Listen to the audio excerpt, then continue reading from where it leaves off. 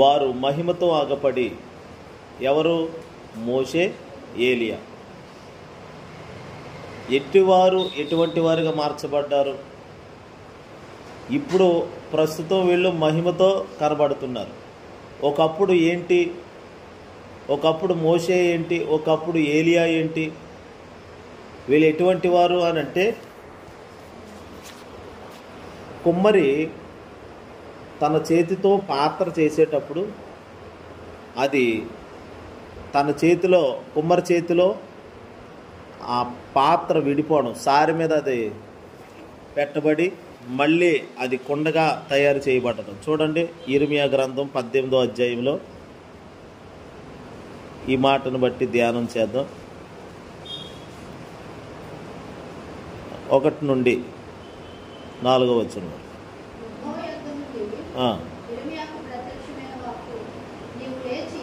నీవు లేచి కుమ్మరి ఇంటికి పొమ్ము,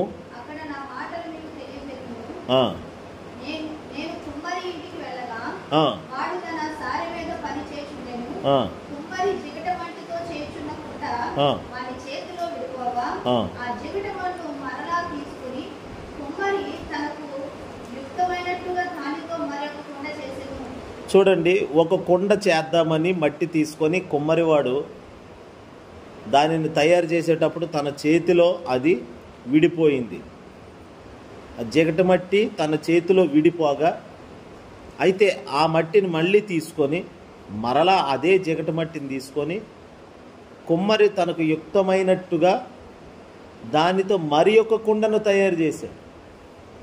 ఒక పాత్రను తయారు చేద్దామని అనుకునే లోపల అది విడిపోతే దానిని పారవేసి విసిరివేసి నేలకేసి కొట్టేయకుండా మళ్ళీ కుమ్మరివాడు అదే మట్టిని తీసుకొచ్చి మరలా మెత్తగా చేసి దానితో మరలా పాత్రను చేస్తున్నాడు. ఇప్పుడు మోషే, ఏలియా ఒక మట్టివారై ఉన్నారు. మనము కూడా మట్టివారమని జ్ఞాపకం చేసుకోవాలి. ఇప్పుడు మోషే, ఏలియా దేవుని మహిమతో ఆయనతో కలిసి ఆ మహిమలో నివసించడం చూస్తున్నాం.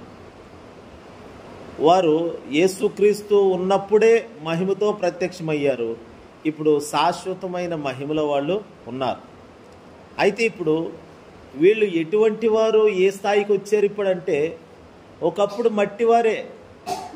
మట్టి మానవ స్వభావం, శరీర స్వభావం ఇవన్నీ ఏలుబడి చేసినటువంటి వారే. కానీ వాటి చేత మోషే 80 సంవత్సరాలు దేవుని చిత్తాన్ని చేయలేకపోయాడు. 80 సంవత్సరాలు, 40 సంవత్సరాలేమో ఫరో ఇంట్లో పెరిగాడు. మరొక 40 సంవత్సరాలు గొర్రెల వెంట తిరిగాడు. మరొక 40 సంవత్సరాలు, మొత్తం 120 సంవత్సరాలు.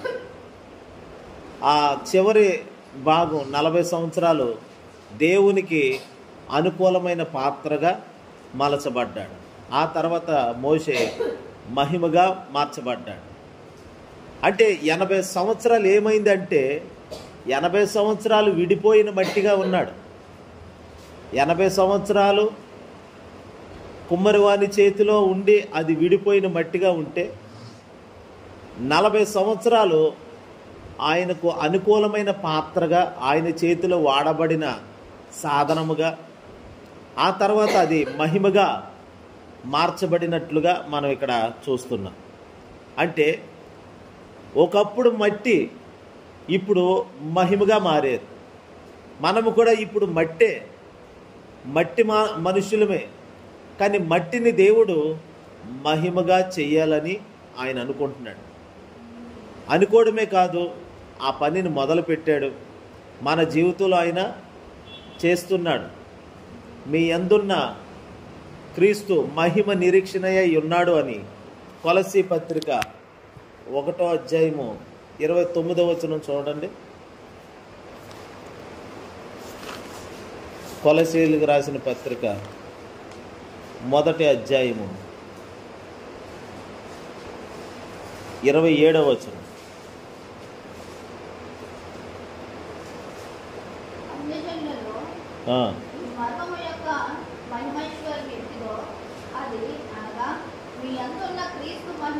మీ యందున్న క్రీస్తు చదువు. మీ యందున్న క్రీస్తు మహిమ నిరీక్షణ అయి ఉన్నాడను సంగతిని దేవుడు తెలియపరచుకోరు. ఇప్పుడు ఆ మర్మమును వారికి అంటే ఇది ఒక మర్మము. ఏది? మీ యందున్న క్రీస్తు మహిమ నిరీక్షణగా ఉన్నాడు. ఆయన మహిమను ఇచ్చే ఒక నిరీక్షణ కర్తగా ఉన్నాడు. ఆయన మీ యందు అంటే మీలో ఉన్న క్రీస్తు, యేసుక్రీస్తు మీలో ఉండి మహిమను మిమ్మల్ని మట్టిగా కాదు, మట్టిని కాస్త మహిమగా మారుస్తున్నాడు. మట్టిగా ఉన్న మనలో ఆయన ఉండి ఆయన ఏం చేస్తున్నాడంటే మహిమగా తయారు చేస్తున్నాడు మనల్ని. ఇది ఒక మర్మము. ఇప్పుడు ఆ మర్మము బయలుపరచబడింది.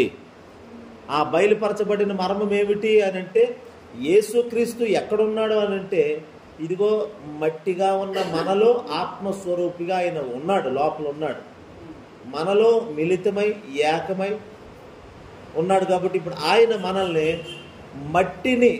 మట్టి స్వభావం తీసేసి, మానవ స్వభావం తీసేసి, శరీర స్వభావం కాల్చేసి మనల్ని పూర్తిగా ఆత్మీయ స్వారూప్యంలోకి, మహిమ రూపంలోకి మార్చేయాలనుకుంటున్నాడు. ఆయన ఎక్కడుండి పనిచేస్తున్నాడు? ఎక్కడుండంటే మన లోపలుండే ఈ పని చేస్తున్నాడు. హల్లెలూయా. అందుకనే ఆయన మీ యందున్న క్రీస్తు, యేసుక్రీస్తు ఎక్కడున్నాడు అంటే మనం వెంటనే గుర్తు చేసుకోవాలి, ఆయన నాలో ఉన్నాడు. ఆయన మనం ఏ స్థితిలో ఉన్నా ఆయన మనలో ఉండి తన పని చేస్తున్నాడు. మనల్ని విడిచి వెళ్ళిపోయాడా అంటే కాదు. మనల్ని దేవుడు వదిలి వెళ్ళిపోతాడని గతంలో ఎన్నోసార్లు మనం వినే ఉంటాం. కానీ వదిలి వెళ్ళిపోవడం అంటే మనము ఆయన నుండి దూరంగా వెళ్ళిపోతామేమో, కానీ వాస్తవానికి దేవుడు మనల్ని ఎప్పుడు కూడా వదిలి వెళ్ళలేదు, నేటికి వెళ్ళలేదు. ఒక రక్షణ పొంది పాపం చేసిన వ్యక్తి ఉన్నాడంటే అతడు పాపం చేసి దేవునికి దూరం అవుతున్నాడు, కానీ పాపం చేసిన వ్యక్తికి దేవుడు దూరం అవ్వట్లే. ఎలాగైనా అతన్ని కాల్చాలి, మరలా అతన్ని మార్చాలి, అతన్ని సరిచేయాలని దేవుడు కంకణం కట్టుకొని కూర్చున్నాడు. హల్లెలూయా. మరి ఆ వ్యక్తే దేవునికి దూరం అవుతున్నాడు తప్ప దేవుడు ఎప్పుడు పాపులను ప్రేమించి పాపులను రక్షించుటకే క్రీస్తు యేసు ఈ లోకమునకు వచ్చిన సంగతి మర్చిపోకూడదు. మరి రక్షణ పొందిన తర్వాత మళ్ళీ పాపం చేస్తే అప్పుడు దేవుడు వదిలేసి, పాత నిబంధనలు అలా వదిలేసి వెళ్ళిపోయాడు. మరి ఇప్పుడు అలా వదిలేసి వెళ్ళిపోతాడా? ఇప్పుడు చంటిబిడ్డ ఏడుస్తున్నాడు కదా అని చెప్పి తల్లి వచ్చి పాలిచ్చి మళ్ళీ గారవించి పడుకోబెడితే మళ్ళీ ఆడు ఏడుస్తాడు. అలాగని ఏడుస్తున్న పిల్లోడిని మళ్ళీ తల్లి అలా వదిలేసి వెళ్ళిపోతుందా? లేదు. ఆడు ఏడుపు ఆపే వరకు తల్లి అక్కడే ఉంటుంది. ఏడుస్తున్నాడు కదా, చిరాకు తెప్పిస్తున్నాడు కదా అని ఏ తల్లి అయినా ఏమంటే నేలకేసి కొట్టి చంపుతుందా? లేకపోతే ఆ పిల్లోడు ఎందుకు ఏడుస్తున్నాడు ఏంటో, ఇంకా తన మనసు ఎంత కోపంగా ఉన్నా అణుచుకొని ఎలాగోలాగా ఈడి ఏడుపు తగ్గించాలి, ఏడుపు మానిపించాలి. ఎంతమంది ఎత్తుకున్నా కానీ ఆ పిల్లవాడు ఏడుపు మానతలేదు. అసలు ఆ ఏడుపుకి కారణం ఏంటో దానిని పరిష్కరించడానికే తల్లి చూస్తాడు. అలాగే ప్రభు అయిన యేసుక్రీస్తు మనకి ఒక తల్లి వలె, మనం పిల్లోడు పేచి పెట్టినట్లుగా మనం ఎన్నో మార్లు దేవునికి దూరమయ్యి దేవుణ్ణి గాయపెట్టి ఆయన గాయాలు మళ్ళీ రేపి ఇలా చేసినప్పుడల్లా మనం పేచి పెట్టిన వాళ్ళతో సమానం. ఆ టైంలో ఆయన ఎలా ఉంటాడంటే ఒక తల్లి లాంటి ప్రేమ చూపుతాడు ఆయన. అందుకనే ఒకరి తల్లి వాణిని ఆదరించినట్లుగా నేను మిమ్మును ఆదరించేదనని వాక్యంలో రాయబడింది. ఆయన తల్లిలాగా వచ్చి చేర్చుకుంటాడు. కన్న తల్లి చేర్చునట్లు నన్ను చేర్చునా ప్రియుడు, కన్న తల్లి చేర్చునట్లు నన్ను చేర్చునా ప్రియుడు. హల్లెలూయా హల్లెలూయా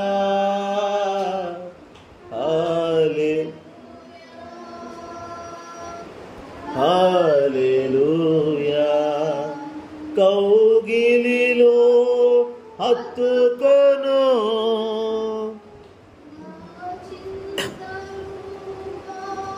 చూడండి, యేసుక్రీస్తు మన విషయంలో ఎంత ఎంత దయాళత్వం, ఎంత దీర్ఘశాంతం, ఓర్మి కలిగి ఉన్నాడంటే ఒక తల్లి వలె, ఇంకా కన్న తల్లి అయినా ఓపిక నశించిపోయి ఇంకా నా వల్ల కాదు అని వదిలేస్తుందేమో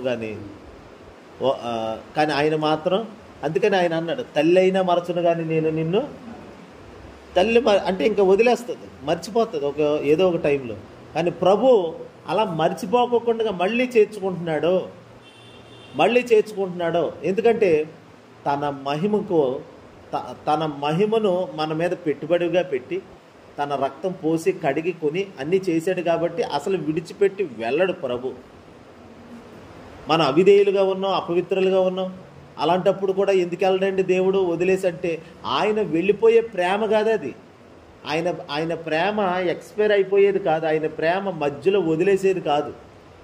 ఆయన ప్రేమ శాశ్వత కాలం. అందుకని శాశ్వతమైన ప్రేమ చేత నేను నిన్ను, మరి ప్రేమ మధ్యలో వెళ్ళిపోయేదైతే ఆ మాట అనకపోను దేవుడు. ఇదే ఇర్మియా గ్రంథంలో ఉంటుంది. శాశ్వతమైన ప్రేమతో నేను నిన్ను ప్రేమిస్తున్నాను కనుక విడువకని ఎడల కృప చూపుతున్నాను. ఏ స్థితిలో రక్షణ పొంది, పాపం చేసి తప్పు తెలుసుకొని మారు మనసు పొంది రక్షణ పొందాం. రక్షణ పొందిన తర్వాత మళ్ళీ అతడు బురద అంటించుకుంటే, పాపం అంటించుకుంటే ఆ తర్వాత దేవుడు ఇంకా వదిలేసి వెళ్ళిపోతాడా? అప్పుడే వదిలేసి వెళ్ళడం అంటే ఎంత పాపం చేసినా, రక్షణలో ఉండి ఎంత పాపం చేసినా దేవుడు వదిలి వెళ్ళడండి అంటే వదిలి వెళ్ళడనే చెప్తున్నాను. మరి ఏంటి దానికంటే ఆయన ప్రేమ చేత ఓర్మి కలిగి ఆ వ్యక్తిని సరిచేయాలనే ఇంకా ఉన్నాడు అక్కడ. చూడండి, తప్పిపోయిన కుమారుడు ఉన్నాడు. తప్పిపోయిన కుమారుడు తండ్రి ఇంటి నుండి తనకు రావాల్సిన భాగం పట్టుకుని వెళ్ళిపోయిన తర్వాత కొడుకైతే తెంచుకొని వెళ్ళిపోయాడు. మరి తండ్రి తెంచుకొని వెళ్ళిపోయాడా? వాడు వచ్చే వరకు ఎదురు చూస్తున్నాడు. ఎలాగా? వస్తే కౌగిలించుకోవాలి. కుమారుడిని చూసి తనకి ఇంకా కన్నుల్లో ఆడుతున్నాడేమో కుమారుడు. ఆడు వస్త్రహీనుడిగా వస్తున్నా, ఏమండి వస్త్రాలు పోగొట్టుకొని వస్తున్నా, లేకపోతే రూపం కోల్పోయి వస్తున్నా, దూరం నుండి అతన్ని గుర్తుపట్టి అని ఉంది బైబిల్లో. తండ్రి చిన్న కుమారుని దూరం నుండి గుర్తించి పరిగెత్తుకొని వెళ్ళి మెడ మీద పడి ముద్దు పెట్టుకున్నాడంట. నిజానికి నా నుండి తెంచుకొని వెళ్ళిపోయాడని తండ్రి అయితే తెంచుకొని వెళ్ళలేదు. తండ్రి ప్రేమ నిలిచే ఉన్నది, తండ్రి ప్రేమ నిలబడే ఉన్నది. అదే తండ్రి ప్రేమ, తల్లి ప్రేమ. ప్రభు మన మీద చూపించిన ప్రేమ తల్లి కంటే ఎక్కువైన ప్రేమ, తండ్రి కంటే ఎక్కువైన ప్రేమ. ఆ ప్రేమతోనే మనల్ని సాకుకుంటూ వస్తున్నాడు. అందుకే కొన్ని మార్లు మనం పొరపాట్లలోని, తప్పుల్లో, పాపాల్లో పడిపోయినా, బంధకాల్లో పడిపోయినా మనం ఇంకా నశించకుండా ఉన్నామంటే కారణం ఆయన వాత్సల్యము ఎడతెగక మన మీద నిలుచుచున్నది. అట్లాగని పాపములో నిలిచి ఉందమా? అట్లన రాదు. ఆయన ప్రేమ చేత మనల్ని తరుముతున్నాడు, వెంటాడుతున్నాడు. ఆయన ప్రేమ ఇంకా నిలబడే ఉన్నది. అది తరిగిపోయిన ప్రేమ కాదు, అయిపోయిన ప్రేమ కాదు. అంటే నేను నిలబడితే అప్పుడు ఆయన నన్ను ప్రేమించేవాడనే కాదు, పడిపోయినప్పుడు కూడా ప్రేమించిన ప్రేమ అది. హల్లెలూయా. అందుకే ఆ పాటలో, నే పడిపోతుంటే పట్టుకున్న ప్రేమ, నే ఏడుస్తుంటే ఎత్తుకున్న ప్రేమ, నే పడిపోతుంటే పట్టుకున్న ప్రేమ, నే ఏడుస్తుంటే ఎత్తుకున్న ప్రేమ. ప్రేమ యేసయ్య ప్రేమ, ప్రేమ యేసయ్య ప్రేమ, మారనిది మరువనిది, వీడనిది ఎడబాయనిది, మారనిది మరువనిది, వీడనిది ఎడబాయనిది. ప్రేమ యేసయ్య ప్రేమ, ప్రేమ యేసయ్య ప్రేమ, ప్రేమ యేసయ్య ప్రేమ, ప్రేమ యేసయ్య ప్రేమ. చూడండి, 1 కొరింథీ పత్రిక 13వ అధ్యాయము 4వ వచనం చూడండి.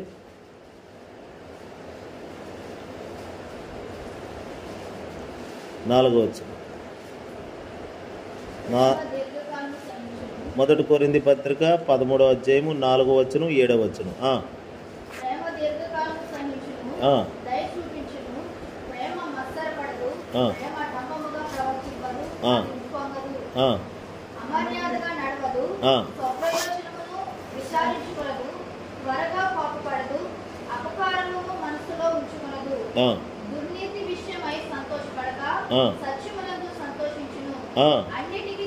అన్నిటినీ తాళుకొనును, అన్నిటినీ నమ్మును, అన్నిటినీ ఓర్చును. ఇది ప్రేమ. ప్రేమ, నిజమైన ప్రేమ ఇలాగే ఓర్చుకుంటూ సహించుకుంటూ, ఈ ప్రేమలో డంబం ఉండదు, అల్పకాల సంతోషం, అల్పకాల పాపభోగము ఉండదు, దుర్నీతి యందు సంతోషించే సంతోషం ఉండదు ఈ ప్రేమలో. దేవుని ప్రేమే ఇది. ప్రేమ దీర్ఘకాలము సహిస్తుంది, ప్రేమ అన్నిటినీ ఓర్చుకుంటుంది, అన్నిటినీ తాళుకుంటుంది, అంటే కప్పుతుంది. ఇలాంటి ఈ ప్రేమ ప్రభు చూపించిన ప్రేమ ఇది. ఆ యొక్క కుమ్మరివాడు తన చేతిలో విడిపోయిన పాత్రను మళ్ళీ తీసుకొచ్చి సారి మీద పెట్టాడు. పెట్టి అది మళ్ళీ పాత్ర అవ్వాలి, విడిపోతుంది. మళ్ళీ పాత్ర అవ్వటానికి ఇంకింకా దాంట్లో ఏం కలపాలి? హల్లెలూయా. ఇప్పుడు 2 ఇంజక్షన్లు ఇస్తే రోగం తగ్గలేదు. అప్పుడు డాక్టర్ ఏం చేస్తాడు? సర్లే ఇంక తగ్గుతలేదు కదా వదిలేద్దాం అనుకోడు, మరి ఇంకో మెడిసిన్ మారుస్తాడు. పోనీ అలాగా తగ్గట్లేదు, డోస్ పెంచుతాడు, అలాగా తగ్గట్లేదు. అంటే తాను చెయ్యాల్సిన సర్వ ప్రయత్నాలు చేస్తాడు. ఆ తర్వాత ఎప్పుడు అంటాడు నా వల్ల కావట్లేదు. ఒక వైద్యుడికే అంత ఓపిక ఉంటే తగ్గట్లేదని, రోగం నయమవ్వలేదని, వేసుకున్న మెడిసిన్ కూడా ఆడికి రోగం తగ్గేటట్లుగా లేదని విడిచిపెట్టడం, చివరి వరకు ప్రయత్నం చేస్తాడు డాక్టర్. ఒక లోకపు వైద్యుడే అలాగ చివరి వరకు ప్రయత్నం చేసి రోగిని కాపాడాలని అనుకుంటే నిస్వార్థంతో, మరి పరమ వైద్యుడైన యేసుక్రీస్తు పాపం అనే రోగం పట్టినటువంటి వ్యక్తిని ఇంకెంత ఓర్చుకుంటాడు, ఎంత సహిస్తాడైనా. అలా సహించబట్టిగా ఈరోజు మనం నిలబడి ఉన్నాం. రక్షణ పొందిన దగ్గర నుండి నేటి వరకు మనం తప్పులు లేకుండా, పాపాలు లేకుండా, మనలో అవిధేయత లేకుండా, నేను ఎంత తప్పు చేయకుండా ఉన్నానండి అని మనం చెప్పగలమా? గుండెల మీద చేసుకొని చెప్పండి. నేనైతే ఒక సేవకుడిగా నేను చెప్పలేను. నాలో ఎన్నో తప్పులు, పొరపాట్లు, పాపములు, ఎన్నో దొర్లిని దేవుని సముఖంలో ఒప్పుకొని చెప్తున్నాను. అది మాట ద్వారా కావచ్చు, కంటి ద్వారా కావచ్చు, ఆలోచన ద్వారా కావచ్చు, క్రియల ద్వారా కావచ్చు, అది ఏ రీతిగానైనా. భక్తిలో అయితే ప్రార్థన చేయకపోవడమే పాపం అని ఉంది. అండ్ విశ్వాసము ఉంచకపోవటమే పాపం అని దేవుని వాక్యం అంట. ఇలాగా అనేక రీతులుగా మనం తప్పిపోయినప్పుడల్లా దేవుడు పద్దాకి కోప్పడి మనల్ని తోలనాడేసేవాడిగా లేడు, కానీ ఆయన ఇంకా ప్రేమ స్వరూపిగానే ఆ ప్రేమను అలా కలిగి నిలబడి ఉన్నది ఆ ప్రేమ. హల్లెలూయా. ఇప్పుడు మోషే, ఏలియా ఏ పొరపాట్లు లేకోకుండా మొదటి నుండి నీతిగా నడుచుకుంటేనే వాళ్ళు మహిమ చేత కప్పబడి, మహిమ చేత నింపబడి ఉన్నారని కాదు, కానీ వారు ఎన్నో బలహీనతలు కలిగి ఉన్నప్పటికీ ఆయన ప్రేమ చేత ఓర్మి పట్టాడు, తాళుకున్నాడు. అలా తాళుకోవడం వలన తన ప్రేమను అర్థం చేసుకున్నారు ఒకనొక సమయమందు. అప్పటి నుండి వారు మహిమను కలిగిన వారుగా, మహిమలో నివసించిన వారుగా, మరలా తప్పు వైపుకి వెళ్ళకోకుండా ఆయన ప్రేమ ఎవరైతే అర్థం చేసుకుంటారో, అర్థం చేసుకున్న వాళ్ళు ఇంకా మళ్ళీ పాపము జోలికి వెళ్ళరు, పాపములో పడరు, పాపము చెయ్యజాలరు. అంతే. హల్లెలూయా. ఇప్పుడు మోషే, ఏలియా ఒక మట్టి మనుషులే, మట్టి నుండి వచ్చి మహిమలో నిలబడ్డారు. ఈరోజు వాళ్ళ స్థానం ఒకప్పుడు అది, ఇప్పుడైతే వారు మహిమతో వెలిగిపోతున్నారు, మహిమను కలిగిన వారిగా ఉన్నారు. మోషేను గమనిస్తే అతడు ఒక హత్య చేశాడు. చాలా మోషేకి వాస్తవానికి టెంపర్ ఎక్కువ, షార్ట్ టెంపర్, విపరీతమైన కోపం మోషేకి. ఒక ఇశ్రాయేలీయుడు ఒక ఐగుప్తుడు కలిసి దెబ్బలాడుకుంటుంటే ఆ ఇశ్రాయేలీయుడు మావాడు కదా అని చెప్పి, అంటే ఓ మాటలో చెప్పాలంటే మన భాషలో కులపిచ్చి ఉండేది. ఎవరికి? మోషేకి. మా ఇశ్రాయేలీయుడు, అవతలోడు ఎవడు? అంటే కులపిచ్చాను కదా, ఇప్పుడు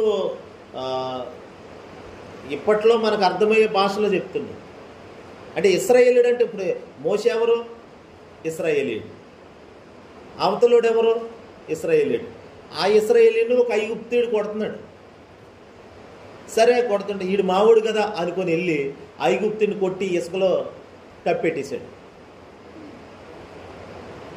అంటే తన అనుకుంటే తనకు ప్రయోజనం అనుకుంటే నా అనుకునే వాళ్ళ కోసమే పనిచేసినాడు.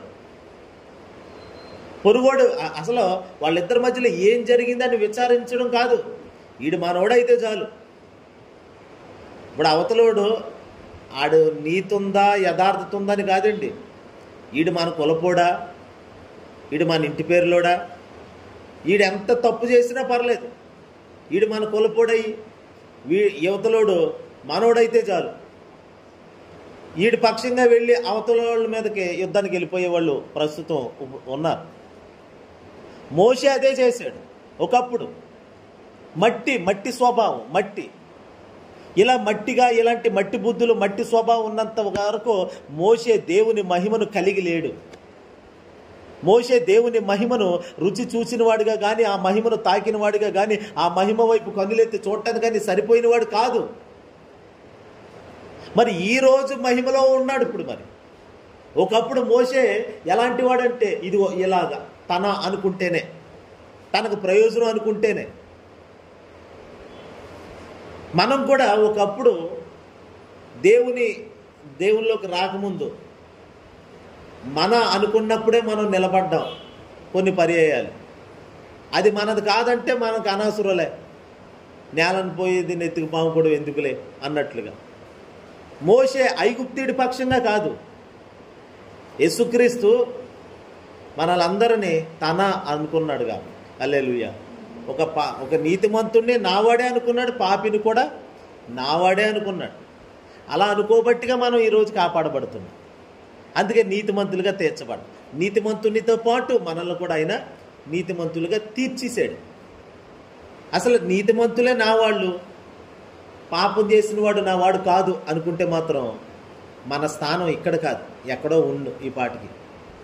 కానీ ప్రభు మన స్థాయిని మార్చాడు. ఎలాగానంటే తన ప్రేమ చేత తాళుకున్నాడు మనల్ని, తన ప్రేమ చేత ఊరిమి పట్టాడు. మోషేలో అలాంటి ప్రేమ ఏమీ లేదు మొదట్లో. మోషే దేవుని మహిమను పొందిన తర్వాత, మహిమగా మార్చబడిన తర్వాత తన యొక్క దేనత్వం తగ్గింపు అన్నీ వేరు. సాక్ష్యం కూడా దేవుని నుండి పొందుకున్నాడు. కానీ సాక్ష్యం లేకముందు మహిమను మోయకముందు, తన మీద దేవుని మహిమను గుర్తించకముందు అతడు ఎలా ఉన్నాడంటే హత్య చేసిన వాడిగా ఉన్నాడు. ఎవరైనా ఏదేనంటే తట్టుకోలేకపోయిన వాడిగా ఉన్నాడు. అందుకనే మరుసటి రోజు మళ్ళీ అదే ఇశ్రాయేలీయుడు ఇంకొకరితో గొడవ పడుతున్నాడు. మళ్ళీ మోషే చూశాడు, అరే నిన్న ఈయనే కదా నేను సేవ్ చేసింది, అరే మళ్ళీ మీ ఇద్దరి మధ్య ఏంట్రా గొడవ అంటే, నిన్న మోషే చేత కాపాడబడినోడు ఉన్నాడు కదండి, ఆడంటాడు ఏంటి, నిన్న ఆ ఐగుప్తుడు నేను కొట్టుకుంటుంటే వచ్చి నన్ను కాపాడి ఆడిని చంపేశావు, ఈరోజు ఏం చేద్దామని వచ్చావేంటి? ఈరోజు కొట్టుకునేది ఇద్దరు ఇశ్రాయేలీలు, ఇద్దరు. ఇప్పుడు మోషే అని అంటున్నాడు కదా అతడు, మా మీద నిన్ను తీరపరగా పెట్టినాడు ఎవడు, చెప్తా నాకు నీ సంగతి, ఐగుప్తుడిని చంపేసావని చెప్తా నాకు ఫరోతో అని భయపెట్టాడు. అంతే. ఉన్న పాటున పారిపోయాడు, మిద్యాను అరణ్యానికి పారిపోయాడు, వెళ్ళిపోయాడు. అంటే తాను చేసిన తప్పు పాపము చేత అతడు తరమబడ్డాడు. పాపము చేత మోషే తరమబడ్డాడు, అర్హత లేనివాడిగా ఉన్నాడు. ఇలాంటి లోటు అంటే మట్టిగా ఉన్నటువంటి ఈ మోషేని దేవుడు మహిమగా మార్చేసాడు. ఇప్పుడు అదే ఆ ఫరో పేరెత్తగానే పారిపోయాడు. ఫరోతో చెప్తా నాకు నీ సంగతి, నిన్న ఇశ్రాయేలీని కొట్టి చంపినట్టుగా ఈరోజు నన్ను కూడా చంపాలనుకుంటున్నావు నువ్వు, చెప్తాను అనేసరికి పారిపోయాడు మోషే. ఇంకెవరికి కనబడకుండా దేశాన్ని వదిలేసి, ప్రాంతాన్ని వదిలేసి, తన అనుకున్న వాళ్ళని వదిలేసి పారిపోయాడు. అమ్మో నేను నిజమే కదా ఒకరిని చంపేశాను కదా అని. పాపము మనుషుల్ని ఏం చేస్తుందంటే తరుగుతుంది. కాబట్టి మనం పాపము లేని వారమే, ఏ దుర్నీతికి చోటు లేని వారమే ఉండాలని ప్రభు కోరుకుంటున్నాడు. హల్లెలూయా. మహిమలో ఉన్నవాడు ధైర్యంగా ఉంటాడండి. పాపములో ఉన్నవాడు భీతి చేత తరమబడుతూ, భయము చేత తరమబడుతూ ఉంటాడు. అందుకని మనం మహిమ లేకముందు, మట్టిగా ఉన్నప్పుడు, మట్టి బుద్ధులు, మట్టి స్వభావం ఉన్నప్పుడు తరమబడుతున్నాడు, పారిపోతున్నాడు. తన క్రియలే తనను పట్టుకునేటట్లుగా, నీ పాపము నిన్ను పట్టుకొనును. అదే మాట మోషే రాస్తాడు సంఖ్యాకాండలో, నీ పాపం నిన్ను పట్టుకొనును. అలాగ తరమబడిన వేళలో మోషే ఇక ఏ దిక్కు లేక అన్నీ వదిలిపెట్టి వెళ్ళిపోయాడు. వెళ్ళిపోతే అలా పారిపోయి రహస్యంగా జీవిస్తున్న ఆ మోషే గొర్రెల వెంట తన మామ గొర్రెలు మేపుతున్నప్పుడు దేవుడు సీనాయి పర్వతం మీద ఒక పొదలో నుండి మోషేతో మాట్లాడి మోషేని మరలా దేవుడు కాపాడటానికి, స్థిరపరచడానికి, మోషేని ఉపయోగించుకోవడానికి దేవుడే దిగి వచ్చాడు.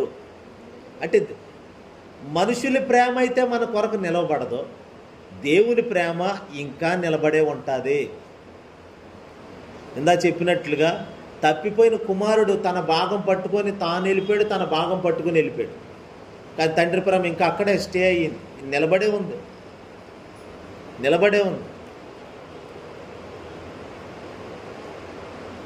ఒక కుక్కనే పెంచుకునే ఒక యజమాని తాను డైలీ ఆఫీస్కి వెళ్ళేటప్పుడు పక్కనే స్టేషన్ దగ్గరే ఆ కుక్కను తీసుకెళ్ళేవాడు. అతను ట్రైన్ ఎక్కేగానే ఆ కుక్క ఇంటికి వెళ్ళిపోయేది. సాయంత్రం పాటు అది 5 గంటలకి ఇప్పుడు ఆయన మళ్ళీ స్టేషన్లో దిగి తన ఇంటికి నడుచుకుంటూ వచ్చేవాడు. ఆ లోపల కుక్క, తను పెంచుకున్న పెంపుడు కుక్క స్టేషన్కి వచ్చి అతన్ని తీసుకెళ్ళేది సాయంత్రం కూడా. ఒకానొక సమయంలో దాదాపు 2 రోజులుగా అతను వెళ్ళాడు కానీ తిరిగి రాలేదు. 2 రోజులు అయింది. 2 రోజులు అయ్యేసరికి ఆ కుక్క ఆ రోజు సాయంత్రం 5 గంటలకు వచ్చి వెయిటింగ్ చేస్తుంది. అది కానీ యజమాని రాలేదు. ఆ రాత్రి ఉండిపోయింది, మరుసటి రోజు ఉండిపోయింది. అలా 2-3 రోజులు అలా ఉండిపోయి చివరికి యజమాని రాలేదు. ఇంటోళ్ళేమో ఆ కుక్కను పట్టించుకుంటే ఇంతకే విషయం ఏంటంటే ఆ యజమాని హార్ట్ అటాక్తో చనిపోయాడు. చనిపోతే అంబులెన్స్లో ఆయన ఎప్పుడూ ట్రైన్లకే కదా వచ్చేవాడు. ఈ కుక్క స్టేషన్లోనే కాపలా కాసింది, నా యజమాని వస్తాడు. కానీ చనిపోయిన యజమానిని అంబులెన్స్లో ఇంటికి తీసుకెళ్ళిపోయారు. ఈ కార్యక్రమాలన్నీ జరుగుతున్నాయి. కానీ కుక్క కొన్నాళ్ళ తర్వాత అది అలాగే ఉండి అక్కడే ఎదురు చూసి అది ప్రాణం విడిచింది. దాన్ని గమనించినటువంటి కొంతమంది ఆ స్టేషన్లో దానికి ఏం పెట్టినా కానీ అది తినేది కాదంట. చూడు అది తన యజమానిని ఎంత ప్రేమించిందో దీని మీద ఒక ఆర్టికల్ కూడా రాసుకొని వచ్చారు. పెద్ద న్యూస్ కూడా వైరల్ అయ్యింది. అంటే ఒక పశువు, ఒక కుక్క, మూగజీవి, నోరు లేని మూగజీవి తన యజమాని పట్ల అంత ప్రేమ కలిగి వచ్చే వరకు అక్కడే నిలబడి ఉంటే, ఒక కుక్కలో అలాంటి ప్రేమ ఉంటే చూడండి. దానికి విశ్వాసం ఎక్కువ అని అంటారు. విశ్వాసం ఏమో కానీ అది మాత్రం చాలా ప్రేమతో ఇంకా తన ప్రేమను నిలుపుకొనే ఉంది. అది వస్తాడు, నా యజమాని వస్తాడు. రాలేదు. రాకపోయినా కొన్ని నెలలు అలాగే ఉండి చివరికి ప్రాణమైనా విడిచింది. రాడని ఒకవేళ చెప్పినా అది వినదో, దానికి తెలియదు కూడా. నేను అంటున్నాను, దేవుని ప్రేమ మరి ఈ పశువుల్ని, మనుషుల్ని సృష్టించిన దేవుని ప్రేమ ఇంకెంత గొప్పదే. మనలో పెట్టిన ప్రేమే ఇంత గొప్పదైతే, పశువుల్లో ఉన్న ప్రేమే అంత గొప్పదైతే, మరి సృష్టించిన సృష్టికర్తలో ఇంకెంత గొప్ప ప్రేమ ఉంటుంది చూడండి. ఆ ప్రేమ నిలిచే ప్రేమే కానీ ఓడిపోయింది మళ్ళీ వదిలేసి వెళ్ళిపోయిన ప్రేమ కాదు మన ప్రభు ప్రేమ. అతడు మారి వరకు, అతడు తిరిగే వరకు, అతడు తన వలె మారి వరకు అలా ఏమండి గట్టిగా జటిలమైన ప్రేమ అది. కంకణం కట్టుకుని ఎలాగైనా మార్చాలనుకునే ప్రేమ అది. అందుకని మోషే ఒకానొక సమయానికి ఇక్కడికి వస్తాడని ప్రభు ఎరిగి మోషేని కలుసుకోవడానికే అదిగో పొదలు కాసుకొని కూర్చున్నాడు దేవుడు మోషే కోసం. హల్లెలూయా. ఎటువంటి వాడు వస్తాడు ఇప్పుడు? ఒక నరహంతకుడు వస్తున్నాడు ఇప్పుడు. ఎక్కడికి? పొద దగ్గరికి. పారిపోయి పాపము చేత తరమబడుతున్నవాడు వస్తున్నాడు ఇప్పుడు ఎక్కడికి. అలాంటి వాడు ఒక మందనే మేపేస్తున్నాడు. అలాంటి వాడికి ఇంకెక్కడ జాలి దయ కనికరం ఉంటుంది? మంద మీద, గొర్రెల మంద మీద అతనికి ఏమైనా మమకారం ఉంటుంది అంటారు? ఒక వ్యక్తి మాట అనకపోతే కొట్టి ఇసుకలో పాతేసినోడికి ఇంకేముంటుందండి? ఏదైనా నేను అనుకుంటాను, కర్ర తీసుకొని గొర్రె మాట అనకపోతే నడువెన కొట్టేసి వాడేమో అంతకుముందు. అలా ఎన్ని గొర్రెలు చచ్చిపోయి ఉంటాయి మోసే చేతిలో? చచ్చినాయో లేదో మనకు తెలియదు, కానీ ఒకవేళ మనం అలా ఆలోచిస్తే అలాగా అంత షార్ట్ టెంపర్ కలిగినాడు. ఒక దెబ్బకు కొట్టి ఐగుప్తుని కొట్టి ఇసుకలో పాతీసాడంటే చిన్న విషయం ఏంటండి? అలాంటిది మరి గొర్రెల మందనే మేపుకొని వచ్చేస్తున్నాడు ఇప్పుడు. ఒక్కొక్క తాగుబోతుడు ఉంటాడు, తాగుబోతు. అతడికి భార్య, 3 పిల్లలు లేక 4 పిల్లలు ఉంటారు. ఆడు తాగేసి రోడ్ల మీద అటు ఇటు తిరిగి ఏ లారీ కింద పడతాడో ఏ కాల్లో పడతాడో తెలియదు. కానీ దేవుడు అతన్ని నమ్మి ఒక కుటుంబాన్ని ఇచ్చాడు.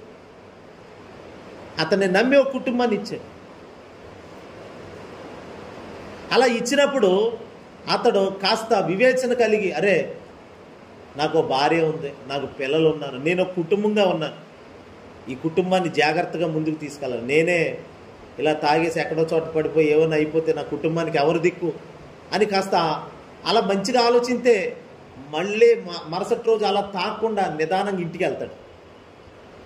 కానీ తాగుబోతులు ఇలాగా ఆలోచించిన కారణంగా ఏమైతే అయిందిలే, ఈరోజు నా సుఖం చూసుకోవాలి, ఈరోజు నా బాధ తీర్చుకోవాలి, ఈరోజు నా సంతోషాన్ని నేను పొందాలి అని తన సొంత సంతోషం కొరకు కోరుకున్న వాళ్ళు కుటుంబాన్ని మర్చిపోతారు, భార్య పిల్లల్ని మర్చిపోతారు, అన్నీ మర్చిపోతారు, తాగి ఏదోటి అవుతారు అవసరమైతే.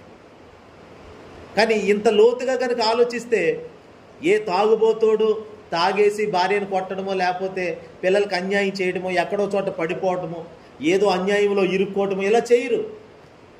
నాకంటూ ఒక కుటుంబం ఉంది కదా. ఇప్పుడు మోషే ఒక గొర్రెల మందని మెయింటైన్ చేస్తున్నాడు. ఇప్పుడు నువ్వు ఎలా ఉన్నావు మోషే?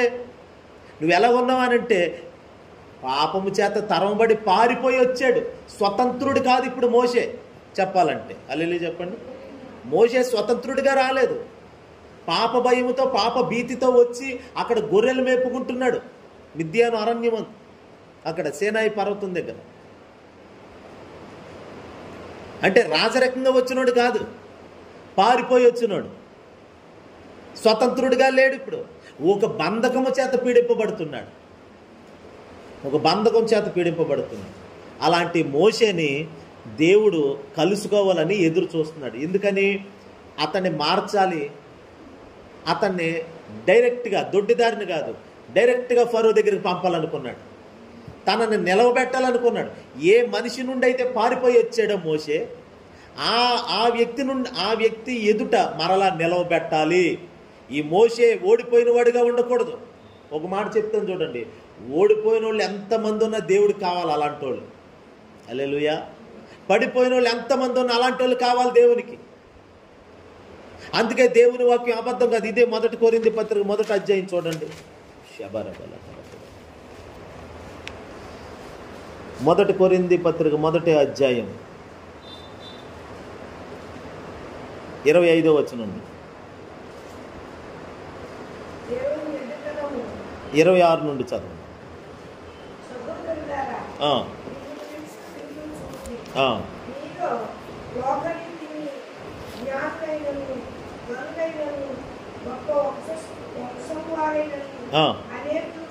అనేకులు పిలువబడలేదు గాని ఏ శరీరియు దేవుని ఎదుట అతిశయింపకుండునట్లు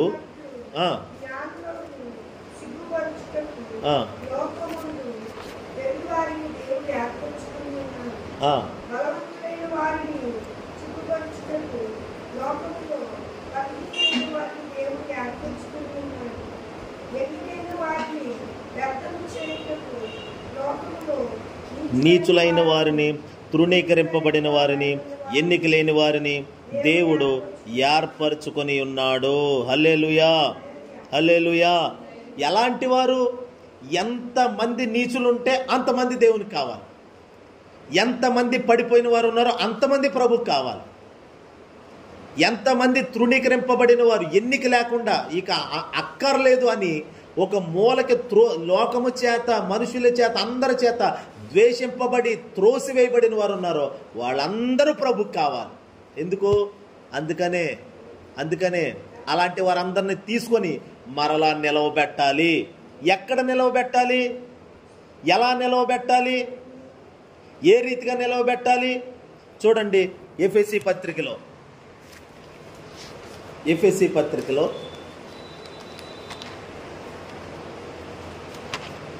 5వ అధ్యాయం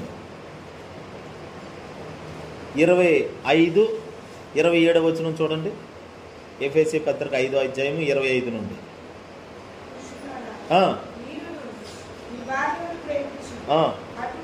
అటువలే క్రీస్తు కూడా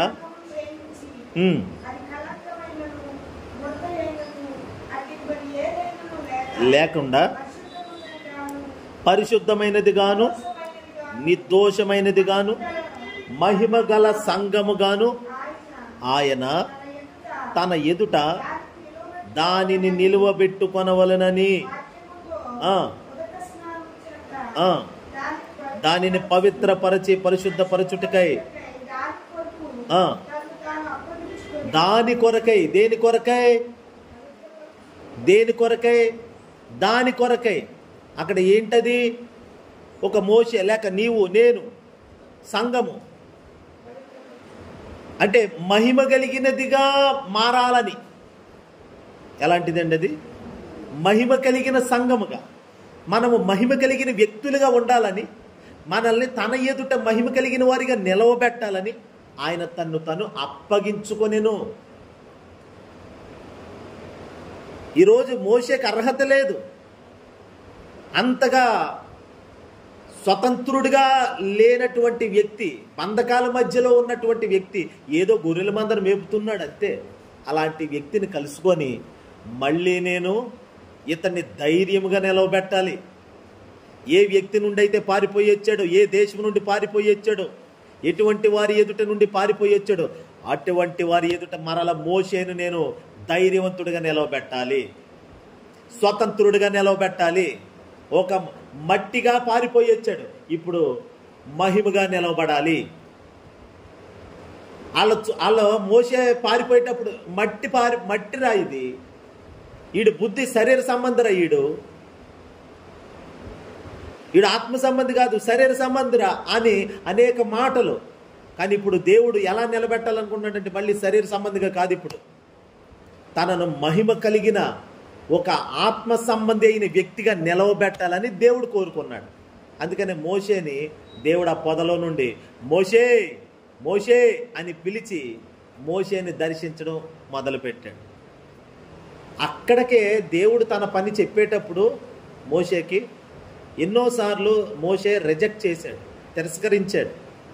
నేను వెళ్ళను ప్రభా, నోటి మాంద్యం కలిగిన వాడిని ఒకసారి, నేనెంతటి వాడిని ప్రభా అని మరొకసారి, ఇలా 3-4 సార్లు దేవుడు చెప్పినా నువ్వు వెళ్ళు, ఐగుప్తుకు వెళ్ళి నా ప్రజలైన వారు అదిగో ఫరో చేతిలో నలిగిపోతున్నారు, విడిపించుకొని తీసుకురని చెప్పినప్పుడల్లా దాదాపు 3-4 సార్లు మోషే రిజెక్ట్ చేశాడు. నేను వెళ్ళనని చెప్పాడు. అయినా కానీ దేవుడు మళ్ళీ పట్టుకొని అతడి మీద కోప్పడి మళ్ళీ మోషేని నిలవబెట్టి నువ్వు వెళ్ళాల్సిందే అని దేవుడు కంకణం కట్టుకున్నాడు. అలా మోషేని దేవుడు నిలవబెట్టాడండి దేవుడు. హల్లెలూయా.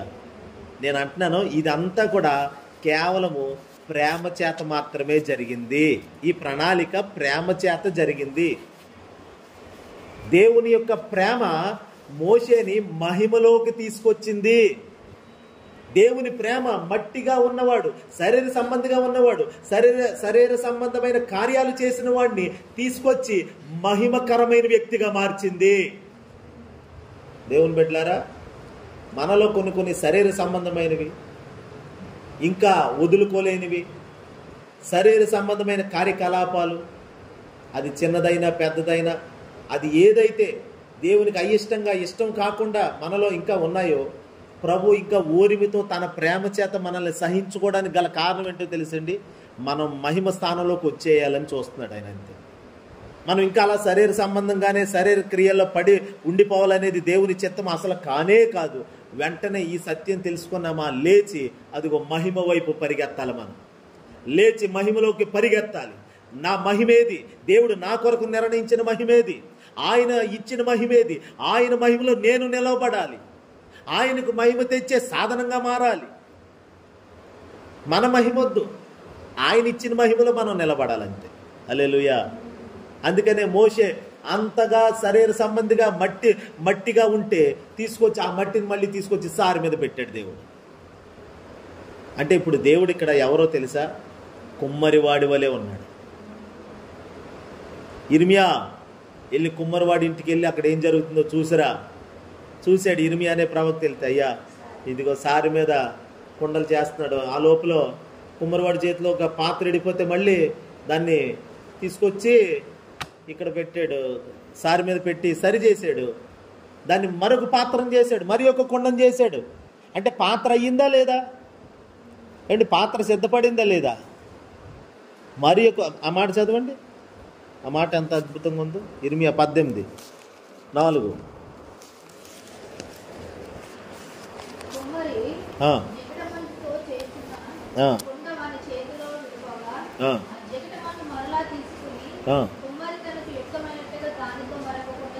కుండం చేశాడు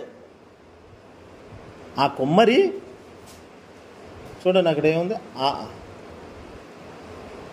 ఏమట, ఆ జిగటమన్ను మరలా తీసుకొని కుమ్మరి తనకు యుక్తమైనట్టుగా దానితో మరి ఒక కుండం చేశాడు. విడిపోయిన మట్టితో మళ్ళీ కుండ ఎలా చేయాలి? ఓసారి లోబడలేదు, ఇది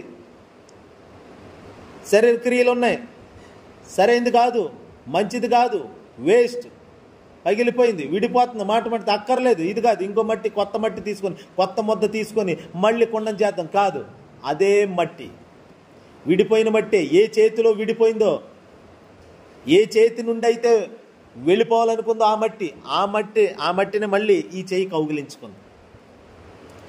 ఆ చేతితో మళ్ళీ ఆ మట్టి ముద్దను మళ్ళీ తీసుకుంటే, ఇదేంటి, నాకు నేనే కదా ఈ చేతిలో నుండి బయటకు వచ్చేసాను, నాకు నేనే కదా ఈ చేతిలో నుండి విడిపోయాను, అక్కర్లేదనుకున్నాను కదా, ఇలాంటి మహిమకరమైన జీవితం నాకు ఎందుకులే అనుకున్నా, నన్ను మళ్ళీ ఈ హస్తములు మళ్ళీ నన్ను తాగుతున్నాయి ఏమిటి, ఈ చేతులు మళ్ళీ నా మీద పడుతున్నాయి ఏమిటి అని ఆలోచించుకునే అంతలో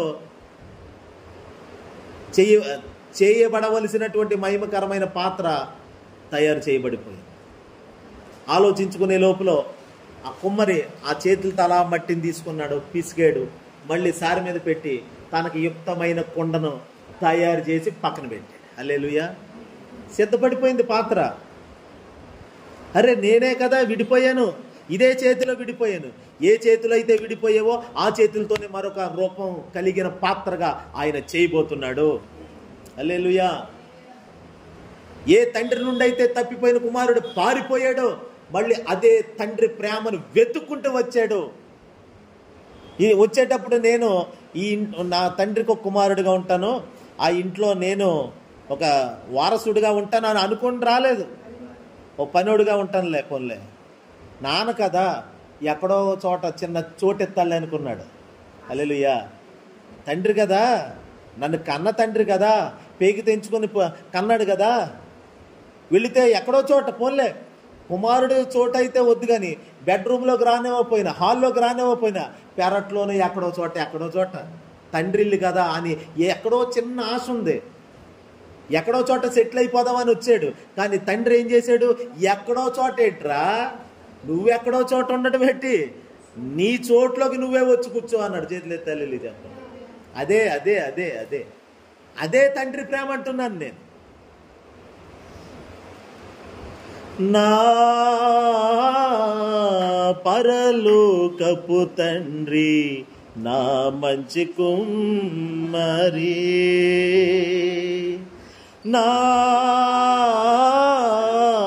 పరలోకపు తండ్రి, నా మంచి కుమ్మరి, నీకిష్టమైన పాత్రను చేయా నన్ను విసిరేయక సారెపై ఉంచావా. నీకిష్టమైన పాత్రను చేయా నన్ను విసిరేయక సారెపై ఉంచావా.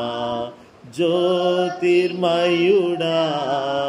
నా ప్రాణ ప్రియుడా స్తుతి మహిమలు నీకే. నా ఆత్మలో అనుక్షణం నా ఆత్మలో అనుక్షణం నా అతిశయము నీవే. నా ఆనందము నీవే. నా ఆరాధన నీవే. నా అతిశయము నీవే. నా ఆనంద శబర బలకర దుర నమన బలకర దుర నమన బలకర దురలభ. నా ఆరాధన నీవే. జ్యోతిర్మయుడా నా ప్రాణ ప్రియుడా స్తుతి మహిమలు నీకే. జ్యోతిర్మశమందర బలకర దుర నమన బలకర దురలభ ప్రియుడా స్తుతి మహిమలు నీకే. నా పరలోకపు తండ్రి వ్యవసాయకుడా నా పరలోకపు తండ్రి వ్యవసాయకుడా. నీ తోటలో నే ద్రాక్షవల్లితో నన్ను అంటు కట్టి స్థిరపరచావా. నీ తోటలోనే ద్రాక్ష శబలకర దురనమన బరకర ధరలమా నన్ను అంటుక చందర బలకర దురనమన బరకర ధర చావా. జ్యోతిర్మయుడా నా ప్రాణ ప్రియుడా స్తుతి మహిమలు నీకే. నా ఆత్మలో అనుక్షణం నా ఆత్మలో అనుక్షణం నా అతిశయము నీవే. నా బరకర ధరల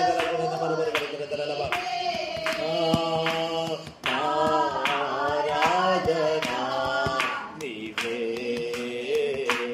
నా అతిశయము నీవే. నా ఆనందము నీవే. నా ఆరాధనా నీవే. జ్యోతిర్మయుడా నా ప్రాణ ప్రియుడా స్తుతి మహిమలు నీకే.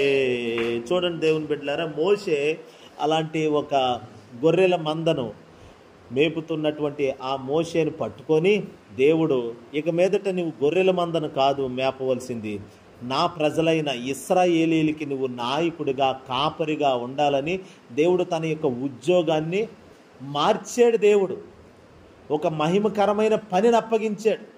పశువుల వెంట మోగ జీవాల వెంట కాదు నువ్వు తిరగాల్సింది, ఇదిగో నా ప్రజలను నువ్వు ముందుండి నడిపించాలి. ఇక మీదట నా ప్రజలు ఒక జనమును నేను నీకు అప్పగిస్తున్నాను, ఆ జనమునకు నీవు నాయకుడిగా కాపరిగా ఉండి నువ్వు వారికి తీర్పు తీరుస్తూ వారికి న్యాయం చేస్తూ వారు ఏ ప్రాంతాలకు వెళ్ళాలో వారిని నువ్వే ముందుండి నడిపించాలని ఒక బృహత్తరమైన కార్యక్రమాన్ని మోషే కొరకు దేవుడు సిద్ధం చేశాడు. పనిని సిద్ధం చేశాడు దేవుడు మోషేకి. హల్లెలూయా.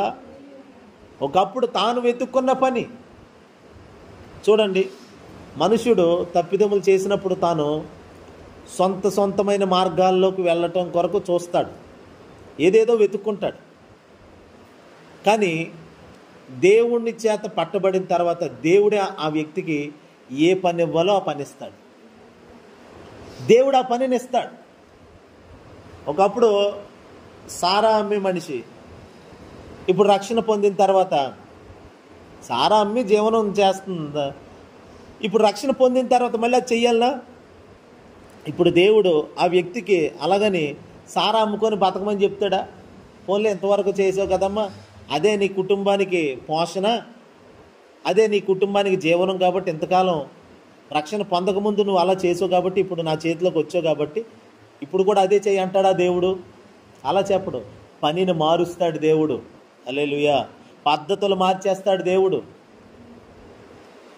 ఇప్పుడు ఈ సారా వ్యాపారం ఎలా చేస్తుంది? దొంగతనంగా, ఆలకీలకి భయపడుతూ, ఎవరో ఒత్తిడి చేత, అంటే అనేక ఒత్తిళ్ళు కలిగి దాగుడు మూతలుగా చెయ్యాలి ఈ వ్యాపారం. కానీ ఇప్పుడు ప్రభు చేతికి దొరికిన తర్వాత, ప్రభు చేతులు పడ్డాక, ఇప్పుడు స్వతంత్రాలుగా మార్చబడిన తర్వాత ఆ మనిషి ఇంకా ఆ వ్యాపారం మానిస్తే బాహాటంగా మనుషులకి ఉపయోగకరమైనది ఇంకో పని దొరుకుతుంది. హల్లెలూయా. ఇప్పుడు సినిమా యాక్టర్ రాజా అని ఆయన ఉండేవాడు. ఆయన రక్షణ పొందాడు సినిమాల్లో ఉంటుండగా. కొంతకాలం మరి తెలుసో తెలియకో మళ్ళీ సినిమాల్లో ఆయన కొనసాగాడు. కానీ ఇప్పుడు పూర్తిగా సినిమాలు వదిలేసి పూర్తిగా దేవుని సేవలోకి రావటం వలన అతని ద్వారా దేవుని నామం మహిమపరచబడుతుంది. హల్లెలూయా.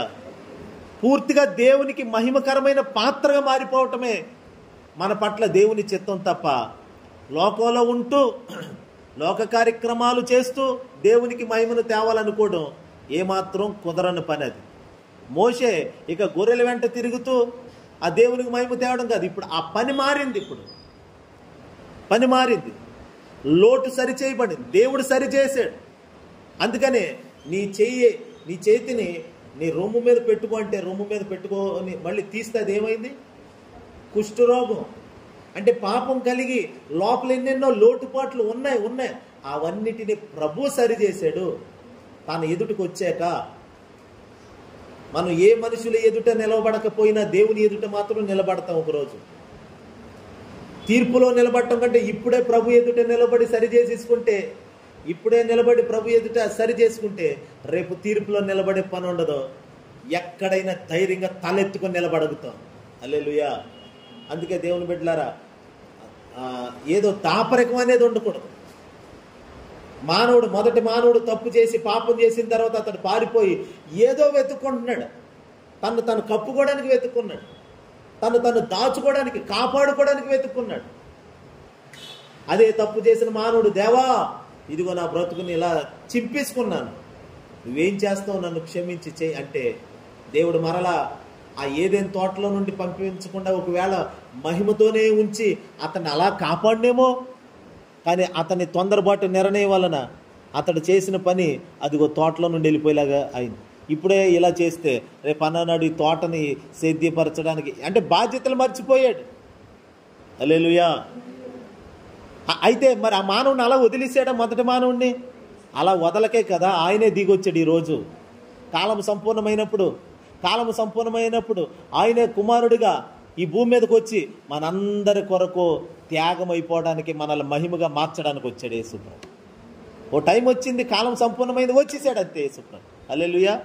అందుకే దేవుని బిడ్డలారా, మోషే మట్టి మనుషుడే, మట్టి స్వభావమే, మానవ బుద్ధులే, శరీర సంబంధే, ఎన్నో ఆవేశాలు, పోరాటాలు, ఎన్నో కుళ్ళు కుతంత్రాలు, శరీర కార్యాలు అవన్నీ కలిగిన వాడైనప్పటికీ కూడా అలాంటి వాడిని మహిమలోకి తీసుకురావటం ఒక ఎత్తు, మహిమగా మార్చడం ఒక ఎత్తు, మహిమను ధరించిన వాడిగా మార్చడం మరో ఎత్తు. ప్రభు అదే చేశాడు అతని జీవితంలో. హల్లెలూయా. అందుకనే ఈరోజు ఆ రూపాంతర కొండ మీద యేసుక్రీస్తుతో పాటు మోషే, ఏలియా మహిమతో అగపడి ఆ మాట చదువుతున్నాం. ఆ ఒక్క మాట మనం 21 రోజు అదే ధ్యానం చేస్తూ అందులో ఎన్నో సంగతులు పరిశుద్ధాత్ముడు దాచి ఉంచాడు.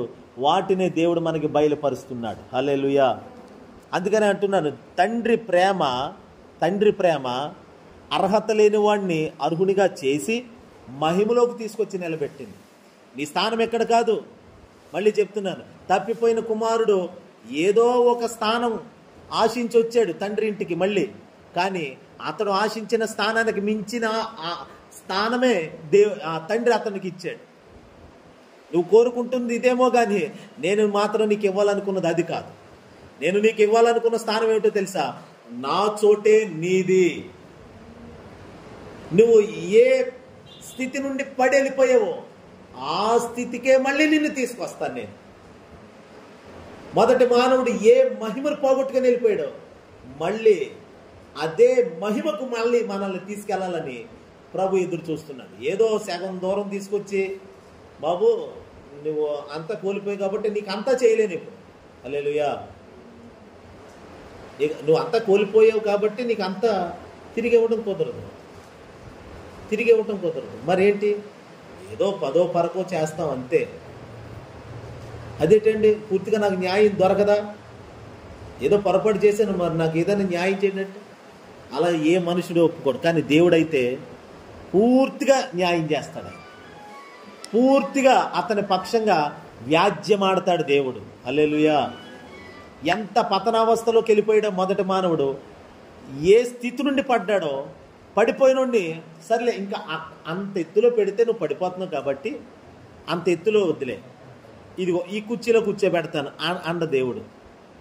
ఏ స్థితి నుండి పడ్డాడో తిరిగి మరలా ఆ స్థితికే లేవనెత్తాలని ప్రభు వచ్చాడు. హల్లెలూయా. అందుకనే దీనులను దరిద్రులను పెంటకుప్ప మీద ఉన్నటువంటి దరిద్రులను అయినా లేవనెత్తి మహిమ గల సింహాసనం. ఆ మాట చదవండి, సమూయేలు గ్రంథం, మొదటి సమూయేలు గ్రంథం 2వ అధ్యాయం. మొదటి సమూయేలు గ్రంథం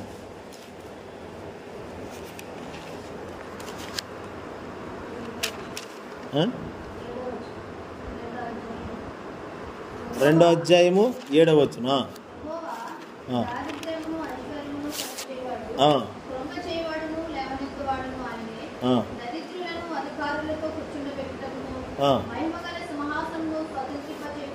మహిమగల సింహాసనమును స్వతంత్రింపజేయుటకును వారిని మట్టిలో నుండి ఎత్తివాడు ఆయనే.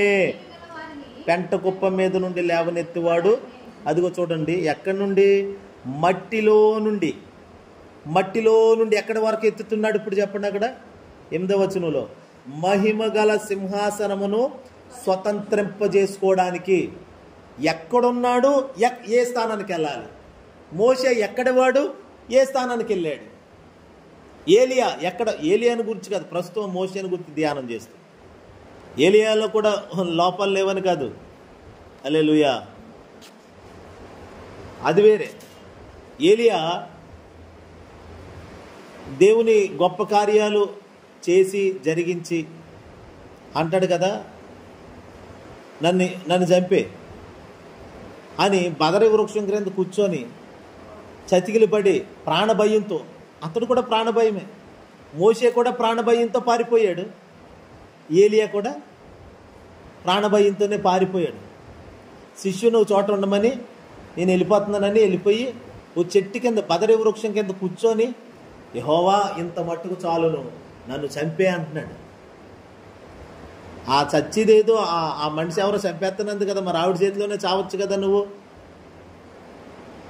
లేదు, దేవుని చేతిలో సుఖంగా కథ ముగించుకుందామని. అంటే ప్రాణభయంతో, ఆమె నుండి ప్రాణభయంతో పారిపోయి వచ్చాడు. ఇక్కడ ఫరో ప్రాణభయం నుండి మోషే పారిపోయి వచ్చాడు. ఇద్దరికి ప్రాణభయం ఉంది, ఇద్దరు పారిపోయి వచ్చిన వాళ్ళే. కానీ ఆ ఇద్దరిని దేవుడు పట్టుకొని, మీరు అలా కాదు, ఇదిగో ఈ ఆహారం తిని బలపడి శక్తికి మించిన ప్రయాణం ఉందా నీకు ముందు, నువ్వు లేచినాడు అన్నాడు అంతే దేవుడు ఏలియానైతే. హల్లెలూయా. ప్రాణభయంతో గొర్రెలు మేపుకుంటూ అక్కడక్కడ ఆ చెట్ల చోటున అలా తిరుగుతున్నటువంటి మోషే ఇంకెవరికే కనబడకుండా కొండల్లో లోయల్లో మందను మేపుకుంటున్న మోషేని పట్టుకొని మళ్ళీ అదిగో ప్యాలెస్కి పంపించాడు దేవుడు. హల్లెలూయా. మళ్ళీ పంపించి వెళ్ళు, అక్కడే ఉంది నీ పని. అదేంటి ప్రభువా? కొంతమంది అంటారు ఎక్కడ పాడేసుకున్నామో అక్కడే వెతుక్కోవాలన్నట్టు. అలా ఇప్పుడు మోషే ఎక్కడి నుండి అయితే పారిపోయి వచ్చాడో మళ్ళీ అక్కడికి వెళ్ళాలి.